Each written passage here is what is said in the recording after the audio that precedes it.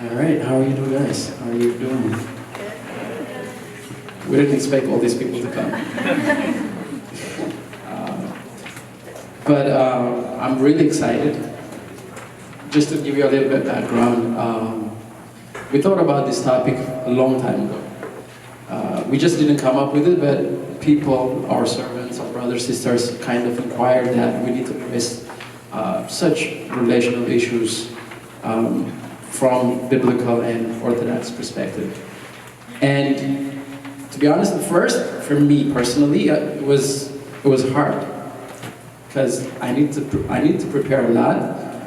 And second, relationship is a delicate, issue. You can't say that, oh, this is the only way that, especially in my life, how I'm living, you can't say that this is the only way.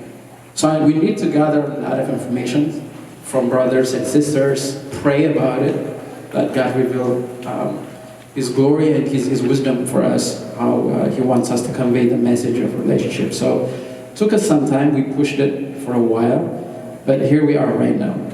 So we're excited, I'm really excited, and I pray that God work through your guys' life, whatever questions that you have, that He would help you to answer those. Today will be a very short class, in the sense that we're going to cover the introductory parts. We have a syllabus. This course is going to be from 8 to 11 weeks. I'm going to break down in like the Sundays what we're going to have and how this is going to work. But just to give you in the beginning, so it's going to be 8 to 11 weeks. It has different components that's going to go with the class. What we decided to do is we're going to have 2 panels throughout the 11 weeks course, maybe in the middle and then at the end, but we're going to have a panel of people that are in relationship, like a divinely godly relationship, and also in a marriage, so that if you can firsthand ask questions of whatever questions that you have for them. We'll try to have that from, in a way, a little bit different generations. So that's one of the interactive components that we're trying to do. And the second one is every other week we're trying to have a life group. Most of the YOTC servants, you probably participated that before, but we have this thing, and usually in the Lent season, what we call a life group, which is, it could be in our one of our brothers and sisters' house, but discussing of what we learned and discussing of how that detailedly and realistically applied into our life. So we will announce the date, the time, probably at the end of this class or next week, because it's every other week. It's going to be on Saturdays. I'm wrong? Saturday? Friday, okay, sorry. They're the ones who's going to lead that. So it's going to be on Friday. Yay. So it's going to be Friday night, but we're trying to do in some of parts or even in all the parts to differentiate, like the guys would have their own discussion and the girls would have their own discussion. So that might be easier for, girls, for you amongst yourselves to be open, and then the guys the same thing. So we will have a different, components, and that hopefully would help you guys to go through with all your questions and to be in a godly relationship. I'm gonna skip through very quickly on in the syllabus and the introduction, because I wanted to go to the first week, which is the definition. By the way, where's Ferday? Right here. Is it ready, the video? Yes? All right. Okay, be ready. Let me go through with the syllabus, and we have a very short video that we're going to show you. How many of you guys have the syllabus? Oh, that's nice. So the rest of you who didn't have the syllabus, Like I said, we didn't expect this much people to come, but we're trying to create it more. So we're gonna give you more of this. But I'm just gonna read some of the things. So, like I said, this course is designed for the audience. The first thing is to biblically and spiritually define what dating is supposed to be. We wanted to highlight what dating is supposed to be, because obviously there's different definitions for the world or others. That's one of the goals. So by the end of the course, you would have, for my church, the Ethiopian Orthodox Church, thinks in this way of what dating is. That's the first thing. The second thing is to ask questions of you guys' readiness to start on the path of dating with the intent of achieving a spiritual and relational goal. So we're hoping, and our goal is that you don't date just to date, right? With an intention, a very specific intention of a godly relationship. And I believe that you guys are here. Maybe some of you are a little bit of different reasons, but most of you are here because you wanted to change to in different, levels in spiritual life.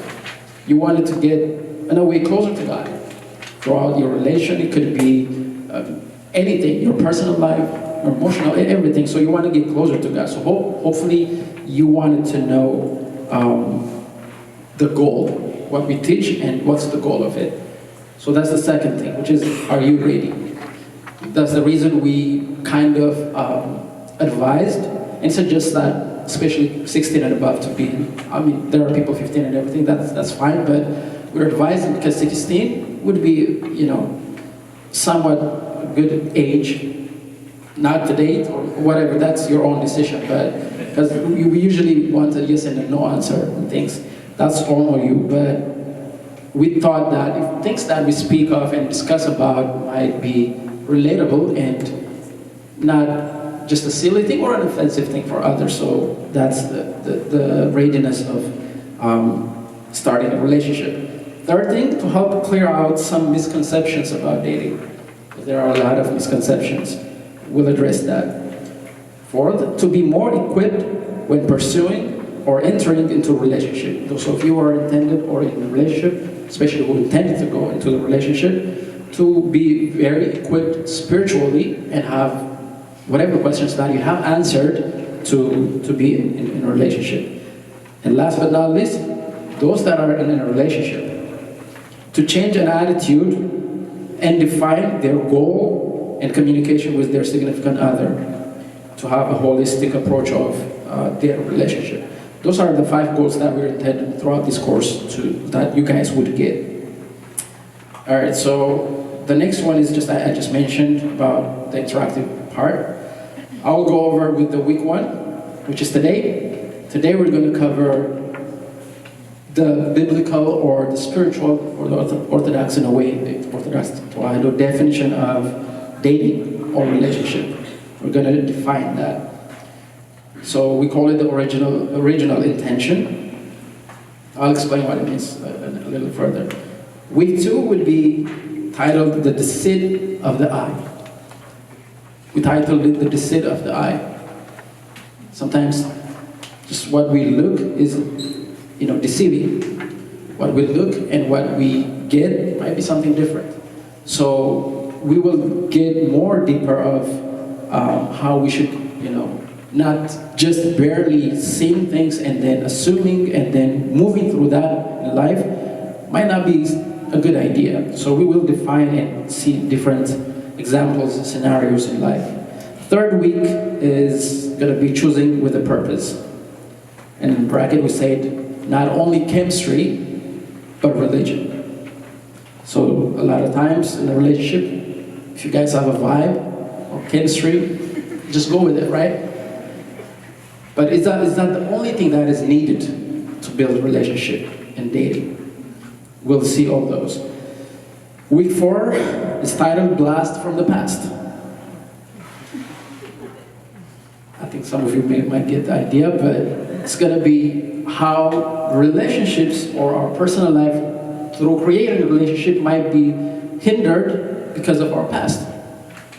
So we give some explanations and solutions like lesson learned but not baggage carried. What does that mean? We'll define it to lesson whatever that we pass through in life, to learn from that, but not to carry it throughout your life, which might affect your relationship. So we'll discuss about that. Week 5 would be changing expectation versus giving up. This is a little bit about for our sisters, because in relationship, we've been married for almost more than 5 years now. So how did we deal with it? And I've firsthand experienced it, and in our experience, in our relation also. So what should, from the sister's perspective, what should they have to have an attitude, or the guys also?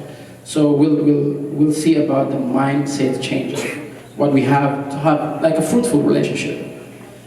Week 6 is the fruit of patience. That's where it gets serious. And we're going to talk about the bees and the birds. You guys were here yesterday.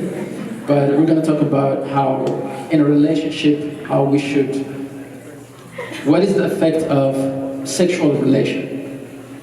And we go a little more deeper and explain all those things. Week 7 would be conflict resolution. How can we, resolve conflicts in a relationship? And we took it from the Bible. It says, "Be angry, but do not let the sun set." This is not just we came up with these things. It's biblical. Do not be be angry, but do not the sun set. What does that mean in a relationship? Week 8 would be titled, "Can we even do that?" It's about how you can be religious or faithful, but how you can be spontaneous at the same time. Because that's also in a relationship really needed. We think we have that misconception. Remember the first time I spoke about the misconception that if you're devout or orthodox faith and servant of God and everything, and a way relationship should be boring. So we'll address those things in the next 8 weeks. And then there's a final exam. That's a joke on the paper if you can't see it. So we'll try to assign you to go on a blind date. All right.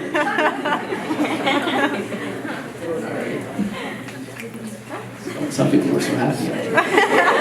You guys are so desperate.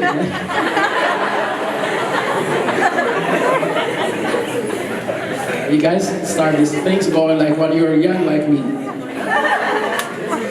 All right. So we put that verse over there, like, "For I know the plan I have for you." This is Jeremiah speaking about God. When God speaks through Jeremiah, "For I know the plan I have for you, declares the Lord. Plans to prosper you and not to harm you. Plans to give you hope and a future." This is very deep. Especially when we think about relationship, the idea or the commandments or the teachings of God is for us not to be happy. That's how we think, right? Because the world tells us completely different things about happiness. So, but that's not the intent of God. Whatever things that we think that we get happiness from outside of godly living is that short period of time. It's minute pleasure. But that's not what God intended. God intended to give us enormous, eternal happiness. Not only in the heavens. That's already given. Even in this world. And He promised that. He promised that. And God is, I don't know about you, God is, if He promised, He will do it. It's just that we don't fully rely and trust the promise. There might be different reasons. And throughout the relationship or whatever life we have, there might be ups and downs. But if He promised, that's going to happen. And that's what actually God says. Test me. In one of the verses in the Old Testament, He says, test me. I promise this to achieve you for these things to achieve in your life. And then just follow and then cling on me and then test me if I don't go through with the promise. So that's what we're going to see in this course. Now, before we start the first week, called the original intention, we're going to see some definitions. Mostly they're good, of people about how they define relationship for themselves, if it works.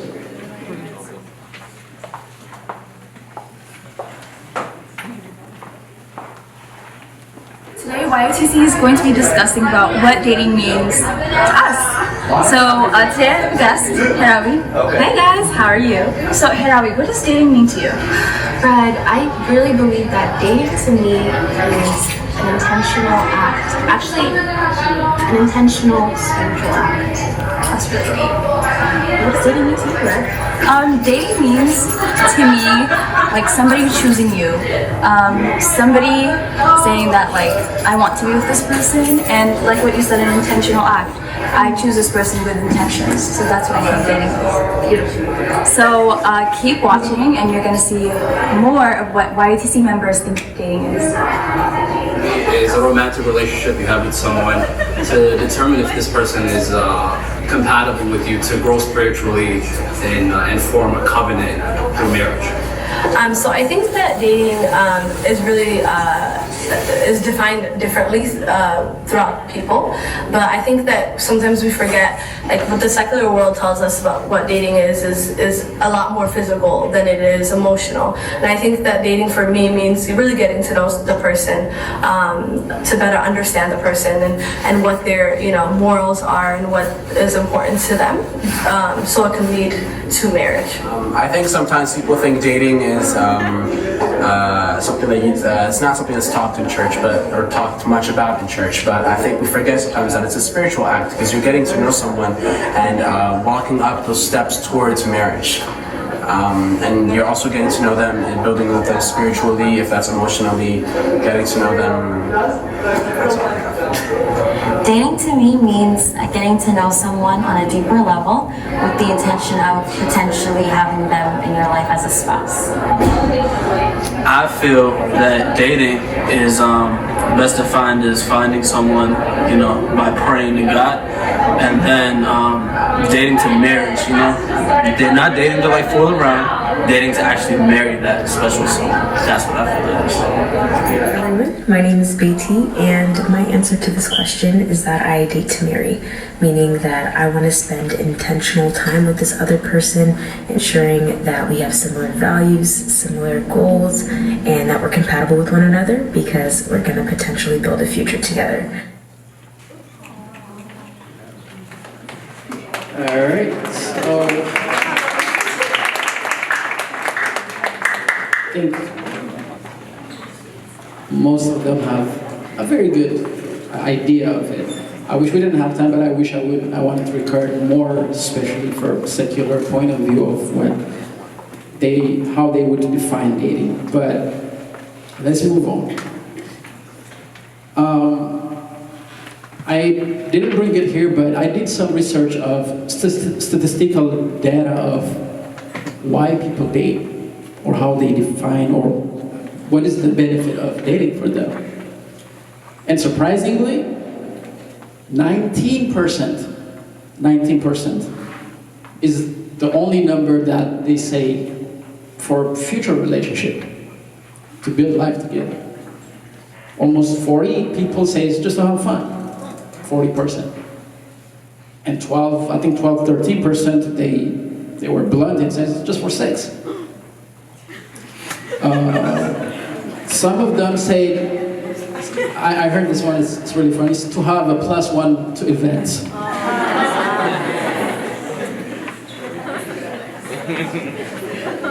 And some of the guys who are interviewed, and what I heard is, I don't know how to cook. No, this is on the website, on the Google, whatever that I searched. But people have different, especially some of the reasons that we see from the guy's side, it's kind of might seem silly, but even from our sister side, some of the reasons is not, in the right path. Some people think that dating would give them 100% emotional support. highlight that 100% emotional support. And there are different reasons why people date, and I get that, but today what we're going to see is the original intention. What is the original intent of dating? And how, two things that we're going to see is, in the worldly and secular sense, of even in people that are in spiritual path, there are two things that we're certain in a relationship. The names can be different. Some people would say, I'm seeing someone.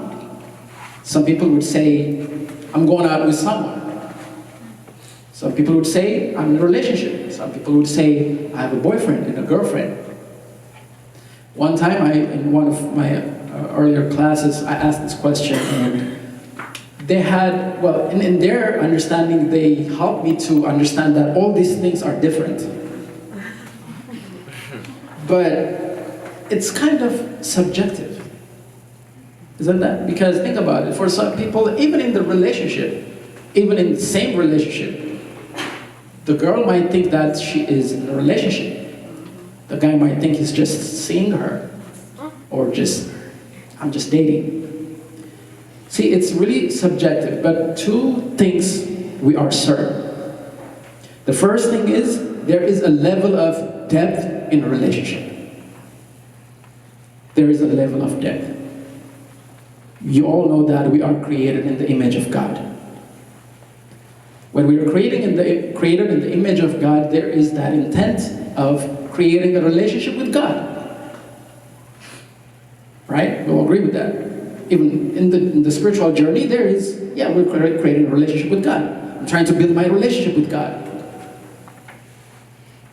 But a person who's in the monastic life, who's given everything himself for God and then serving God, and somebody who just want to call himself a Christian, I'm not like in a judgmental way or anything, but there's a different kind of depth of relationship.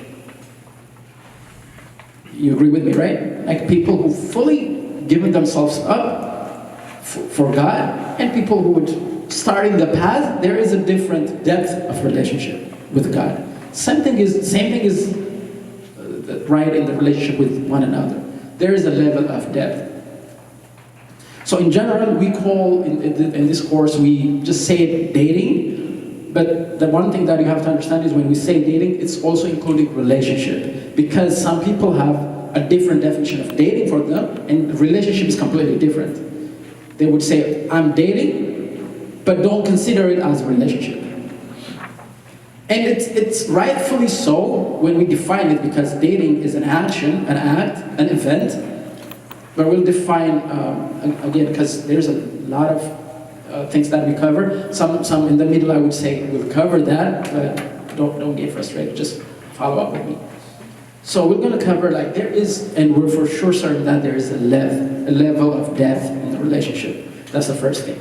The second thing that we are certain of, no matter if you have a different definition of it, no matter if how you regard your relationship, there is something that is certain. And I'll give you explanation with that. But the certainty is your understanding and choice about relationship will affect generations. It will definitely affect generations. I'll give you an example. And it might be a little bit far-fetched, but just follow me here. If a person who's in a marriage will have kids, let's say in an unfortunate case, he's abusive. What would the kids learn? The intimacy or the problem in the relationship in the family that they have, what would the kids learn? And most of it, like, if you see people that are struggling in crime and everything, if you go back and search of their past family history and things like that, there is something wrong. So what I'm trying to say is, the way that you understand relationship and dating and building a relationship, you might think it's just easy. It's just a fling. But it will affect generations. It will affect how you understand, and it will affect how you convey that to your future children and everything. So you need to give it more serious thought of how we define it. So, who defines defines dating for you? Who did define dating for you? Most certainly, I can be, when I say this, I think in a way I'm certain that in most parts, the definition and the understanding of dating, we didn't learn that from the spiritual perspective. We didn't learn that from the church. I'm not saying anything, but we didn't learn it from in the right way. Most of the time we learn what relationship is from media,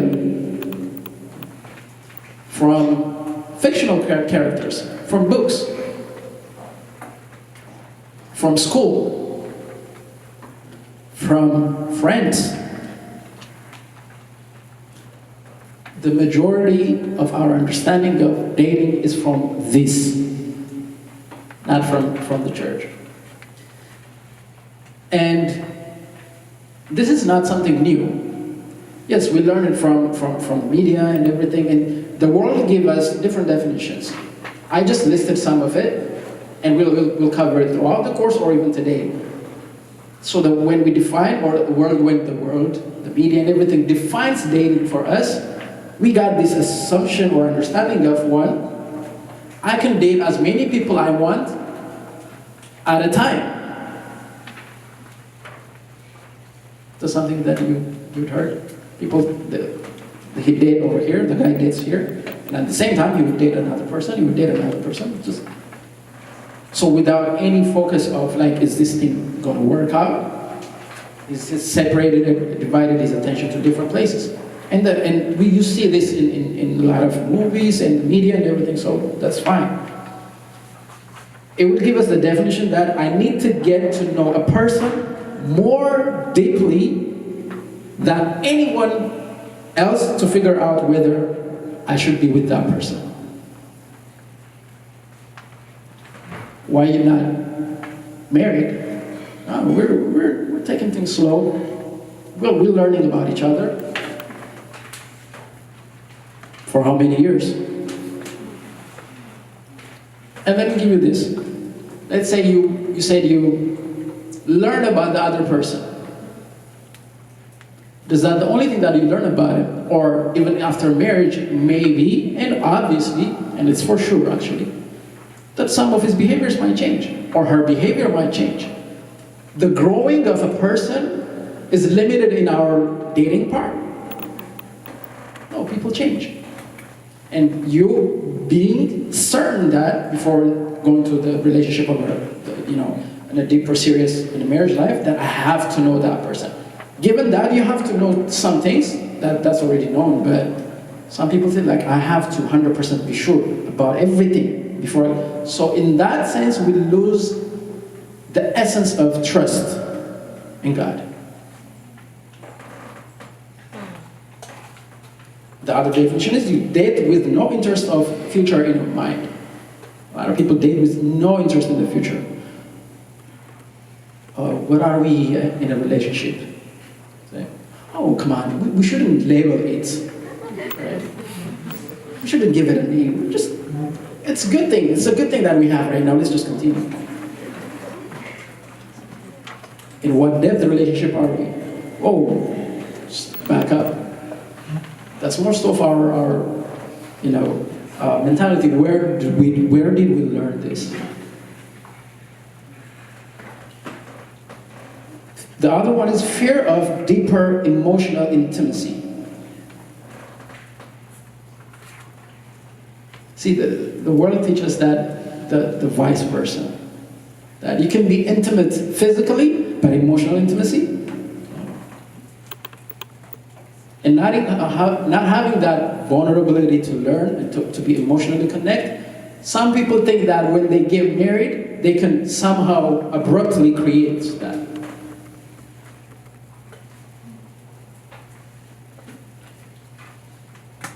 The other one that from the worldly that we assume and get is believing or looking for the one who will meet all my needs. I'm looking for the one who can meet every need that I have.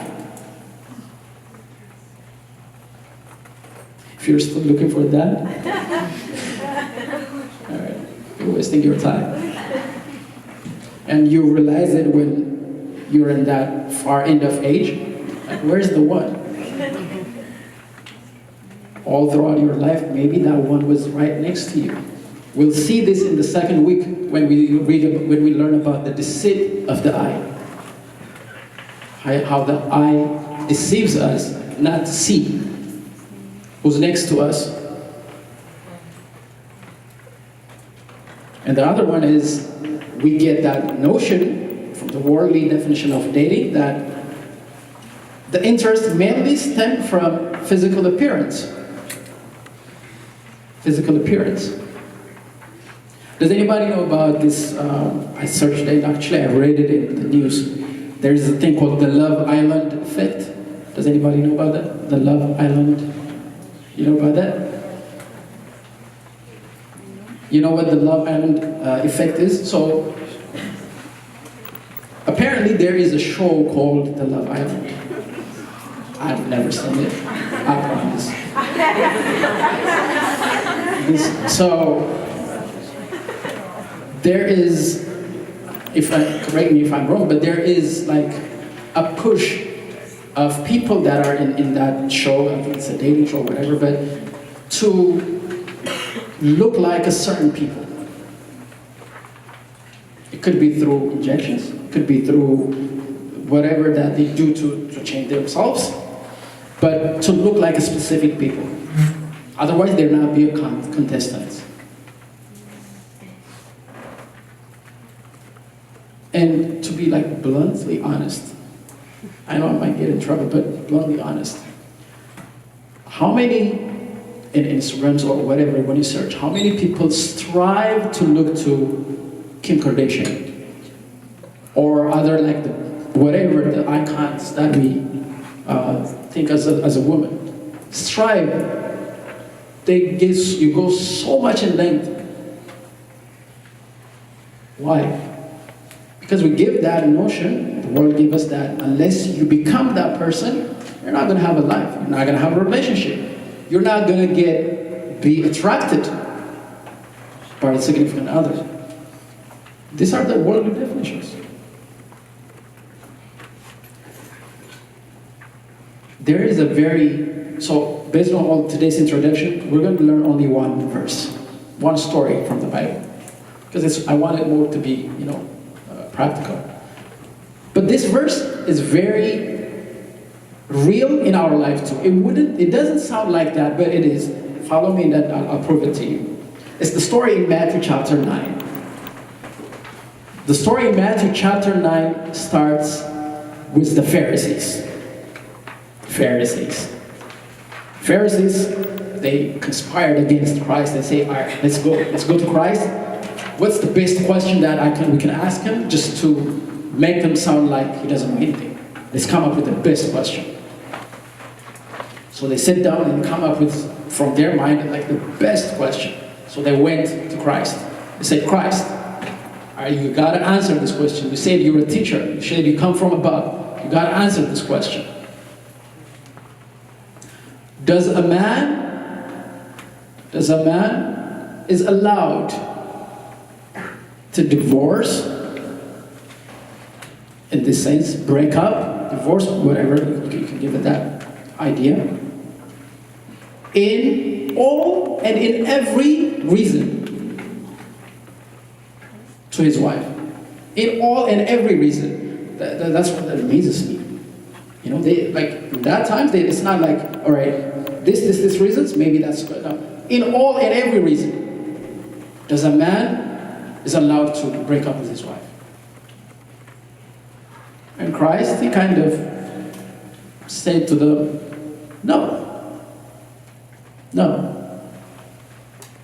He said, that's not how it's intended.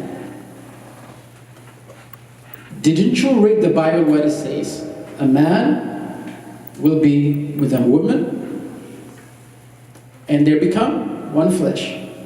And no man should separate when they become one flesh. Now, it's like, in their sense, like, they cornered him. They already cornered Christ, so they know that he's going to answer this question this way, right? So they say, oh, okay, if you say that, you know that you come from Moses and everything, but Moses said something completely different than you.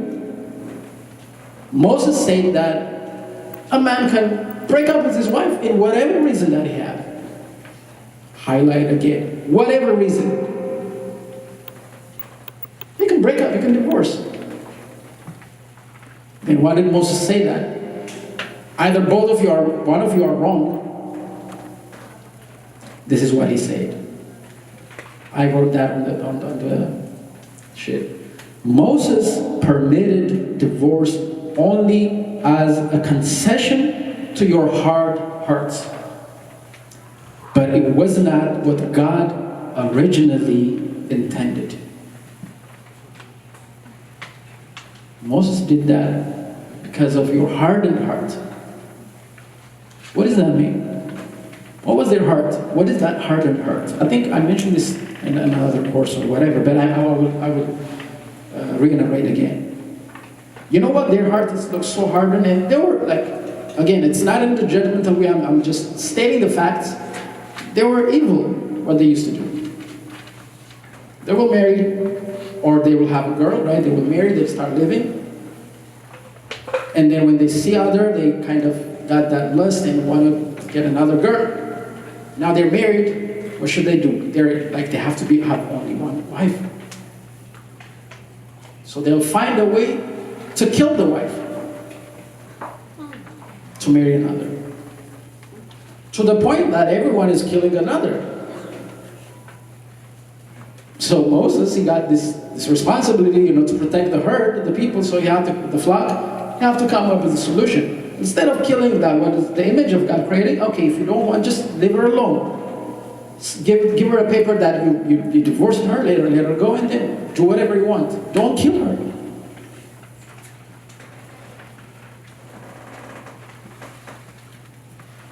Because of you guys' evil thinking and hearts, that's what Moses said this way. But the original intention is not like that.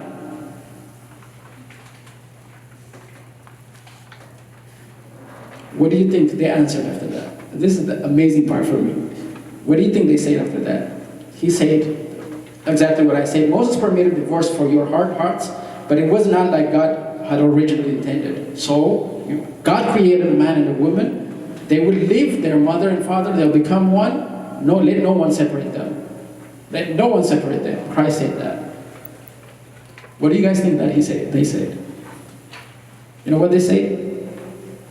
Oh, if marriage is like that, I think we're better off than a relationship. We don't need a relationship. Are you really understanding what they're saying? If they're not allowed to break up, for any and all reasons, if they're not allowed to go whatever place that they want to do whatever they want, we don't want a relationship. How silly, how evil, and how not understanding it is. Isn't it? How selfish it is. Isn't it? Maybe also we should check our lives too. Because sometimes it's easier to kind of a little bit judge that generation. But if you really, really think about it, we're kind of the same. We're kind of the same. If we are not able to do whatever that we want,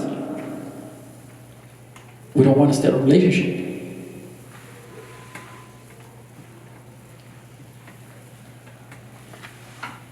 So, the world definition of dating is not acceptable in God's eyes. That's not the original intent. That's not the original intent. So whatever that the world teaches us, I know it's kind of long overdue. I know when we're young, we learn even from cartoons, how it should be. But we need to reverse of our thinking of relationship. Because at the end of the day, the original intention of God is that, and God promised, He promised that His purpose or His intent in our life is full of joy, full of happiness. Let's go to the second. Maybe your friends define dating for you. Maybe your friends. Maybe those friends are the ones who, a little bit earlier than you, have a relationship. And some of them, I don't want to give numbers or whatever, they might give you the right definition. But in some cases, it's not. I wrote that exactly what people say, especially guy friends, right? If she's not giving in, she must have another guy in her life. How long you guys been dating? 3 months. 3 months, so you're not fill in the blank. You're wasting your time. You're wasting your time. Maybe she have a side, right? That's the advice from a friend. It's an advice from a friend. If he's not buying gifts for you, imagine how your life would be with a stingy husband. If he's not, give you whatever that you don't what you want, if he's not, think of in the future. What kind of guy you have in your life? Maybe he's not stingy, but he's very, thoughtful of the future. So, what is the advice of your friend? It needs to be weighed by the Word of God. Again, I kind of said there's only one verse, but this one is also very helpful to read. There in 2 Samuel chapter 13, there is a very sad story. A very sad story about a guy called Amnon, who was the son of David, who became infatuated by his stepsister, to the point that he was so obsessed with her in a sexual way, in a lustful way, that he was sick. He was sick. He can't even move out of bed.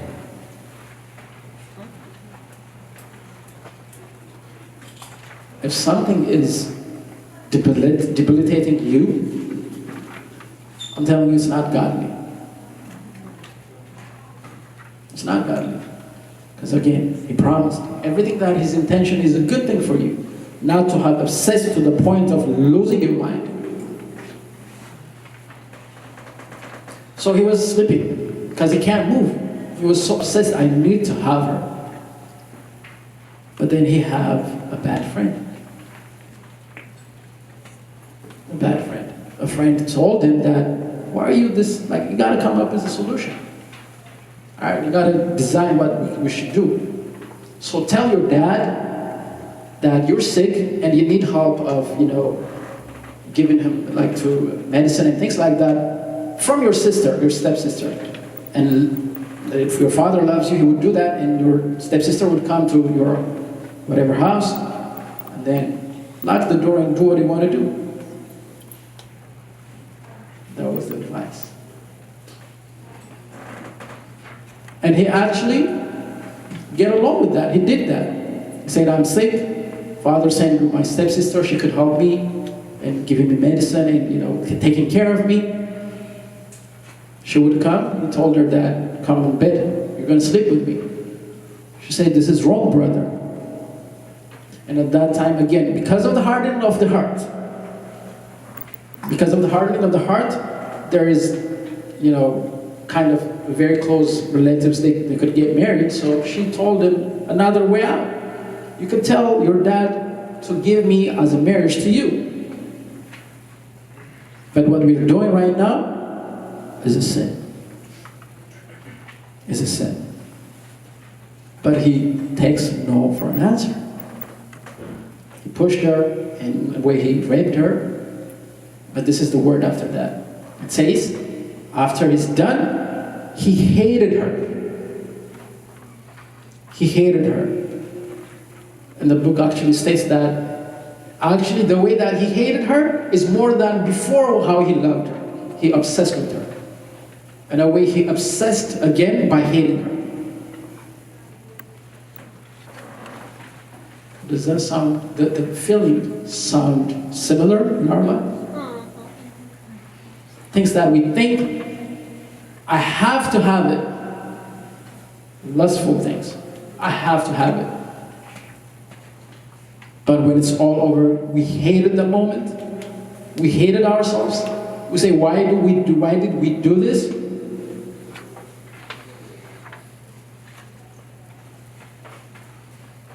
So we need to evaluate our friend's advice. The perspective about dating and relationship in accordance with the original intention and definition of it. Thirdly, is your family who's defining dating for you? Is your family? And I stated that over here, the most of it is for a good intention for you guys. It's a good intention. They want everything good for you. But not so in some cases. And it's surprising even to see, maybe not in us, but a little bit above us, generation that there is only acceptance based on race. You can only date this race. You can only marry this race. I'm not even talking about outside, even being an Ethiopian.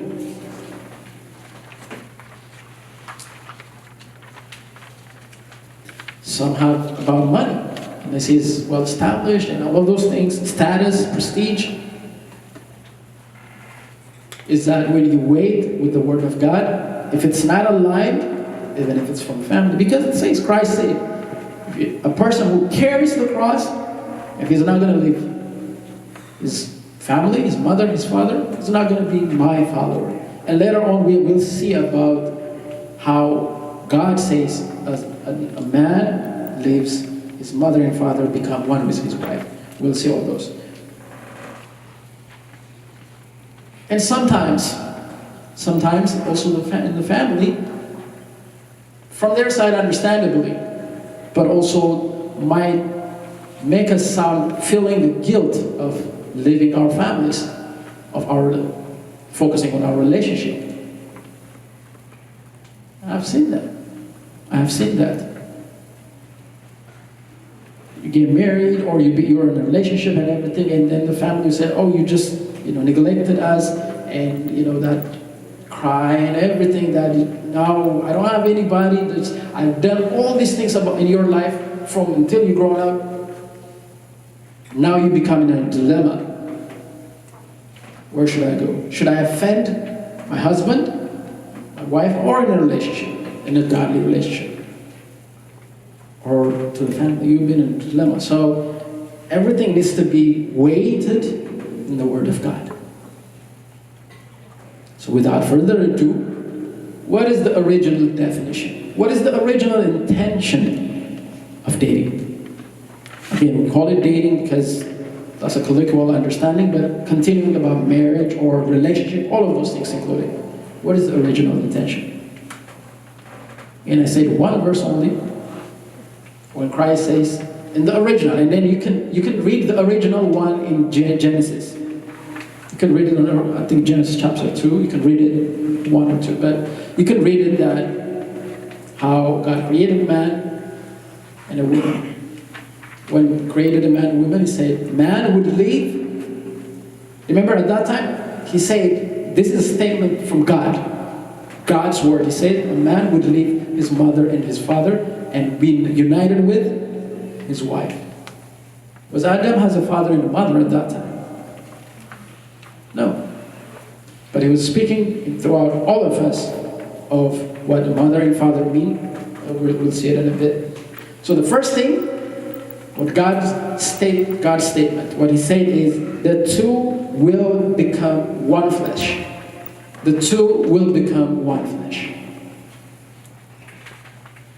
We're going to go a little bit deeper about what it means. The two will become one flesh. So in an original definition, an intention is dating should be a straight path to become from two to one. It's a path. I'm not saying like you're dating, you're married. I'm not saying that. It should be a path. It should be a path to become one. And what I mean by that is both has to make an effort to become one, mentally, spiritually, and eventually in marriage and physically. Both has to make an effort. Both. Now one, think about it. Those of you who learn it in geometry or whatever, that if there's two angles, and if you have to go, see, like, think of it like, think it like that. So this has to come to the middle, and this has to come to the middle to become one. That's a relationship. You can't just stay on one side and wait the other one to come all the way to become one. But some of us do that. I'm going to focus on the guys. We'll come with the girls later on. Especially guys. A guy shouldn't expect to be honored as a king. All of us want that. If he's not selflessly willing to honor her as a queen.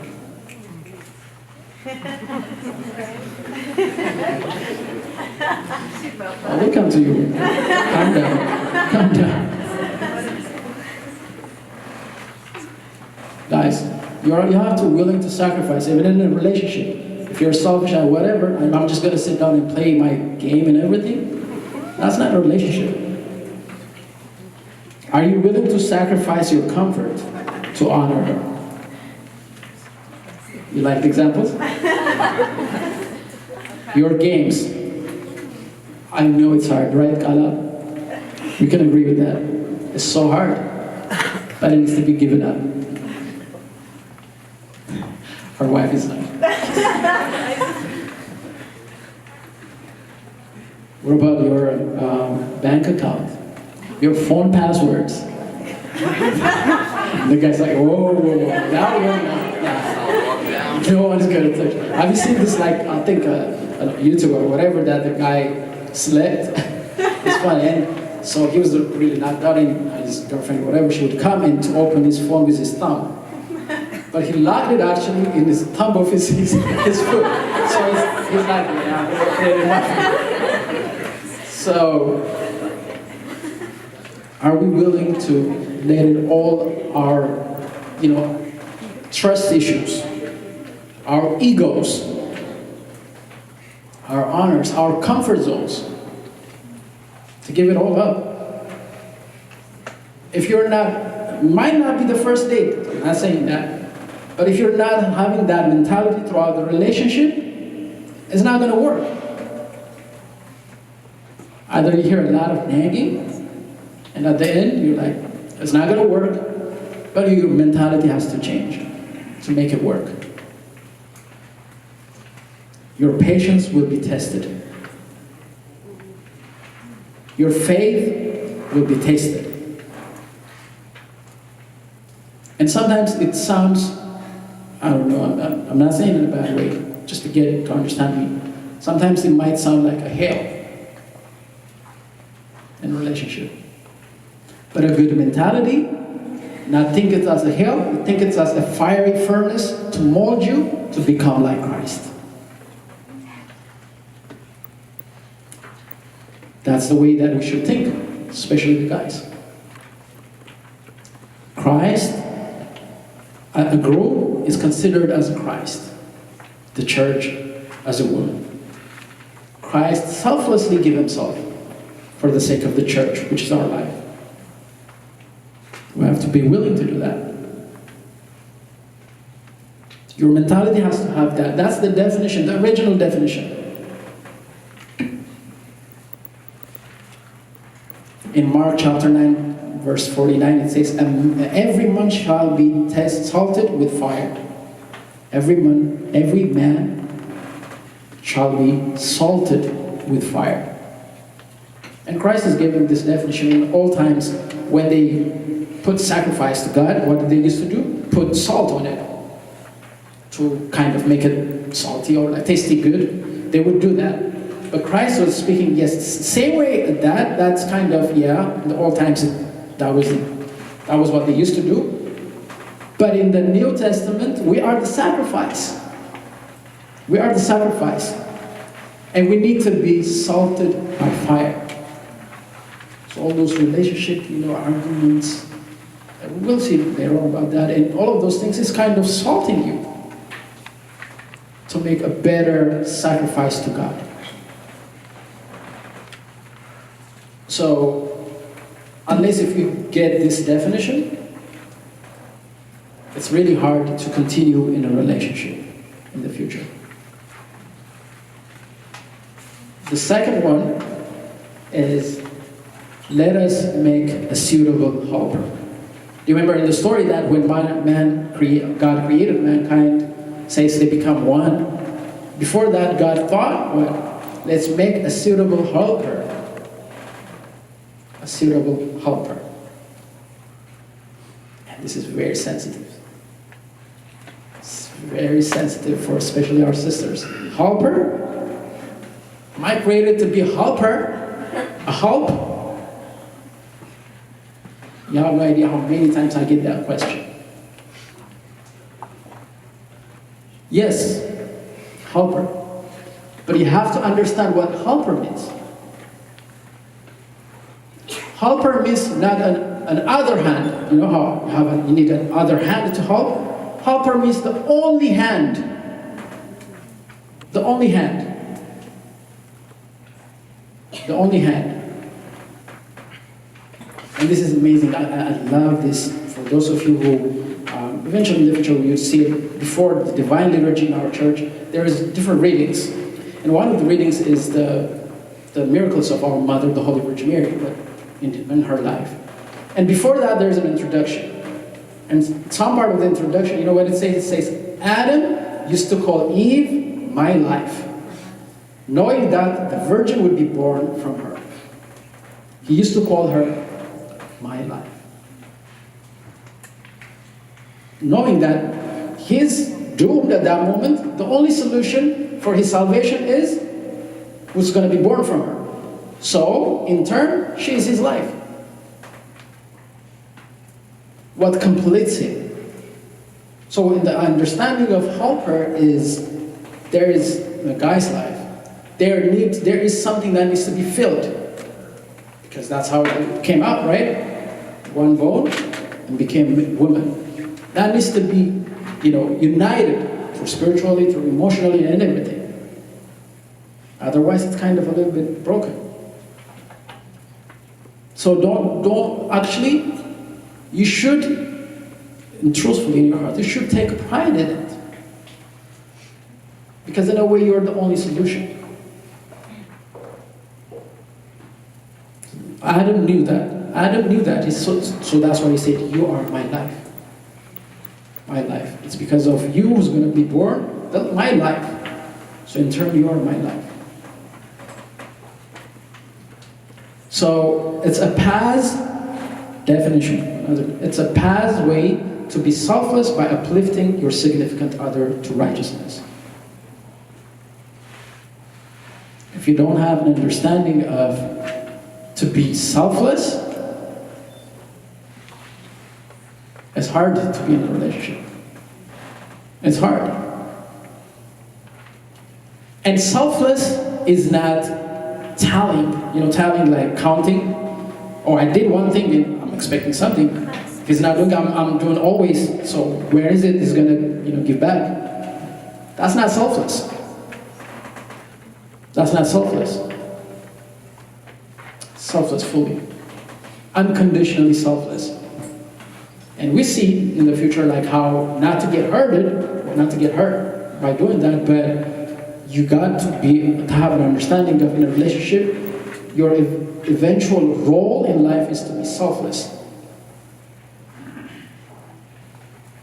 And to honor him. Remember, earlier I was mentioning the way that a guy could honor her is, if you're mentioning, what I was mentioning is by fully trust her.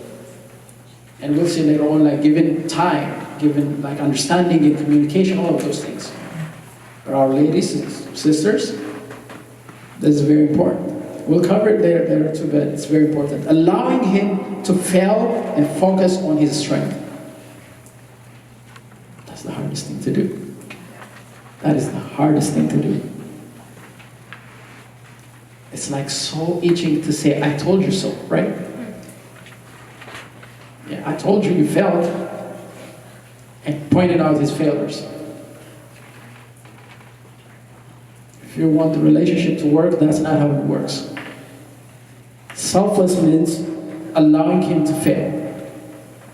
Yeah, you advise on everything, but allowing him to fail. And just focus on his strengths. By knowing that it's not your job to change him. Yeah, swallow it. It's so hard. It's not your job. There is one who truly can break a hardened heart. That's his job, to change a person, especially guys. Why do you think it's so hard? Like you notice this, especially in the church. It's easier to see who's bringing the kids to the church. The mothers usually, right? When there's a meeting about the children and everything, which one is there? The mothers. Why? Why? It's really hard for a guy to give in because of ego. But I truly believe that it could be, it has a solution, and that hardened heart can be broken. And I first-handedly witnessed that, even in my life. And that's prayer. I wouldn't be here at this moment, in this place, to teach if it wasn't for the prayer of my wife. Just strong enough. What I'm saying is prayer changes people. Truly changes people. So don't expect yourself to change a person, a guy. You try your best, but most efforts should be through prayer. God will change that person. And treating him as a man you want him to be. So imagine that man that you want him to be. That top level, that whatever that you have in your mind. All this way is showing that you're selfless. You're not selfish. If you're striving to do this, you know the definition of the original definition of dating or relationship. Therefore, to take a role of being the life of a man, to take a role of being the life of a man should be a woman's role. Often we get into dating and the sole expectation. Yeah, this one is very important. Like I said, it's being selfless, right? But most of our sisters, the idea of relationship and dating, even marriage, is to get full emotional support. Remember I mentioned that. Full emotional support. What I'm saying by that is, yes, you get emotional support, but don't expect 100% of emotional support. If that's the case, you'll be disappointed. You'll be disappointed. Our heart, we are in an image of God. There's an essence of God in us. So we need to have a place in our heart to emotionally rely on God also. So when I'm saying this, it doesn't mean returning mankind to God's image is only the responsibility of a woman. It's not only. But guys, we have to help them to help us. That is the right understanding of dating. How we do that? The guys, you need to help your significant other to help you by spending quality time and by communicating feelings, ideas. I know it's so hard for guys. I know it's so hard. Feelings? What is that?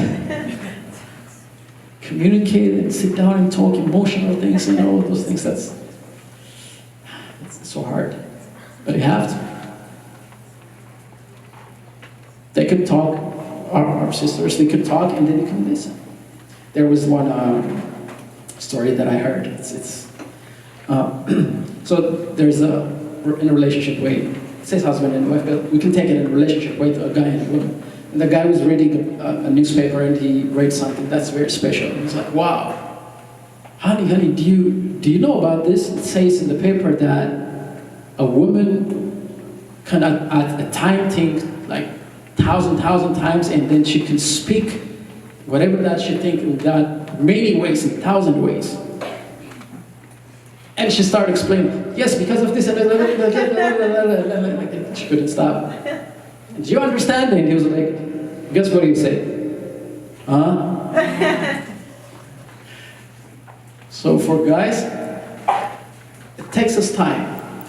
It really takes us time to, say the words, articulate of our feelings. But we need to try. It could be through writings or whatever, but you need to articulate. And through that means you're helping her to help you. You're helping her to help you. So, the third one is, therefore a man leaves his woman and his mother and father, and joins his wife. All these things is what God said when he created a man and a woman. He says, let's make a suitable helper. He says, he would leave a mother and a father. And he also says that we'll become one flesh.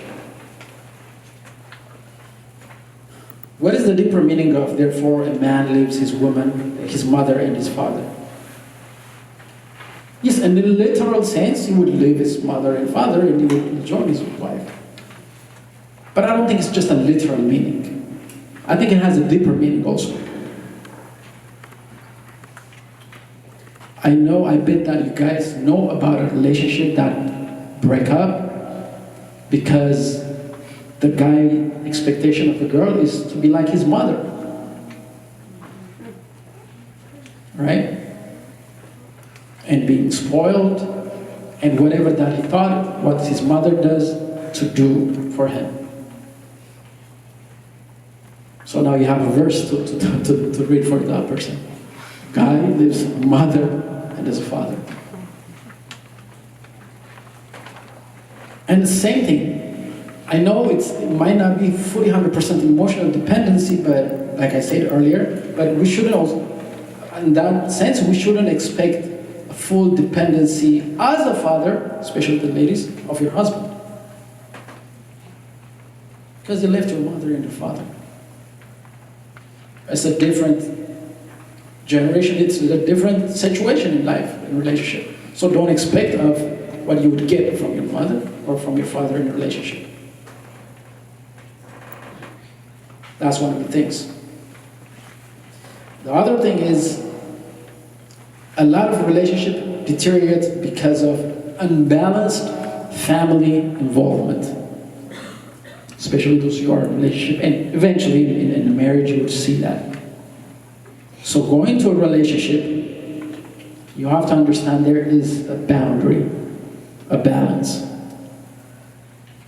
Are you willing to keep that boundary and balance in a relationship? Yes, I would help, I would invest in my family, and by all means, honor your mother and honor your father. But in your relationship, you would learn what is biblical from your mother and father, but that's your own life. Whenever that in a relationship that if you're an argument, whenever there is an argument, especially the ladies, if you are running to tell that problem to your big sister, your mother and everything, most of the time it's not, the result is not right. Again, ask for advice. I'm not saying that. But first you have to solve it with your significant other. Because that's what the Bible says. You leave your mother and your father. Otherwise you become always dependable on somebody. Your family, your friends. Earlier we mentioned that. Good or whatever advice. No. Yeah, sometimes it's hard, but the first thing to solve your relationship problem is with your significant other.